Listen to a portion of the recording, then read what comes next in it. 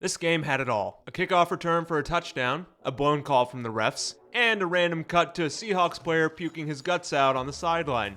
It had everything. I decided to stop wearing the hat. Week 6 of the NFL season kicked off with a divisional battle of throwback uniforms, which the Seahawks invariably won because those uniforms are sweet, and that's good for the Seahawks because that's pretty much the only thing they won in this entire game. Before the game started, sideline reporter Kaylee Harden spoke to Geno Smith, and they informed us that it was, in fact, his birthday. Happy birthday, Geno. It is your birthday, period. Statement of fact. And part of me had a little prickling feeling deep down inside that said, you know what?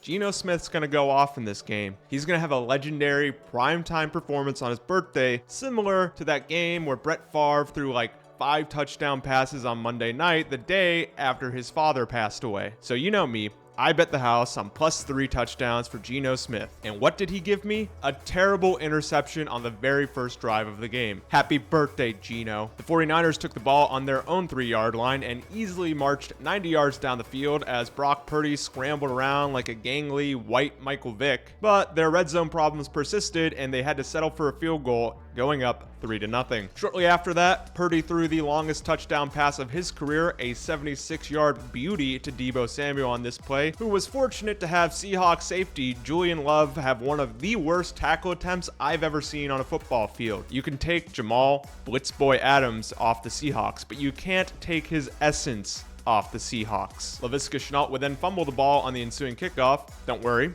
he'll get redemption in this game. After yet another 49ers field goal, the Seahawks offense finally came alive and they marched down the field, but they had to settle for their own field goal after DK Metcalf wasn't able to get his size 32 gargantuan foot inbounds on this attempted touchdown. Happy birthday, Geno. And the 49ers went into halftime up 16-3. The 49ers blew a 2-score lead in their previous 2 games against the Rams and the Cardinals, and it looked like they wouldn't do it in this game when they started the second half with a strong 70-yard drive that culminated in a 10-yard pass to George Kittle. But then Laviska Shenault took the ensuing kickoff back for a touchdown, and we finally got a kickoff return for a touchdown in a primetime game. This was not his redemption though. His redemption came shortly after when, right before the Kenneth Walker touchdown, Amazon, for some inexplicable reason, decided to randomly cut to him on the sideline puking his guts out. Look at it.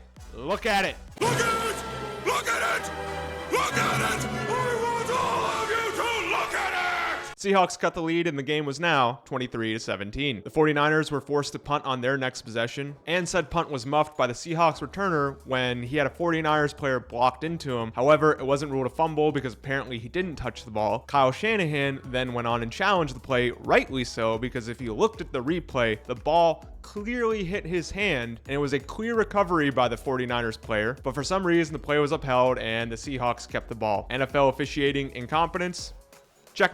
After a few punts, Geno would then throw his second interception of the game, this one in his own territory. Happy birthday, Geno. And 3 plays later, Purdy hit George Kittle for his 3rd touchdown of the game and Kittle's 2nd, but don't write Geno off yet because he won't write back. And after a long 15-play drive, he finally hit Tyler Lockett in the end zone on 4th and goal, and he cut the lead back to 5 points. And then on the next 49ers possession, 4th-string running back Isaac Guerendo took the ball and went 76 yards down the field to put the game on ice. Christian McCaffrey's been hurt since the start of the season. Backup running back Elijah Mitchell has also been hurt. 3rd-string running back Jordan Mason got hurt in the first half of this game. And then 4th-string and 5th-string running backs Isaac Guerendo and Patrick Taylor took the load of carries in this game, and the 49ers still rushed for 228 yards at an impressive 6.9 nice yards per clip. I don't know who the 49ers running back coach is, but whoever he is, he deserves a raise. He is not getting paid enough money for what he is doing out there. The 49ers would win the game 36-24, and that's all she wrote. Happy birthday, Geno. That's the video.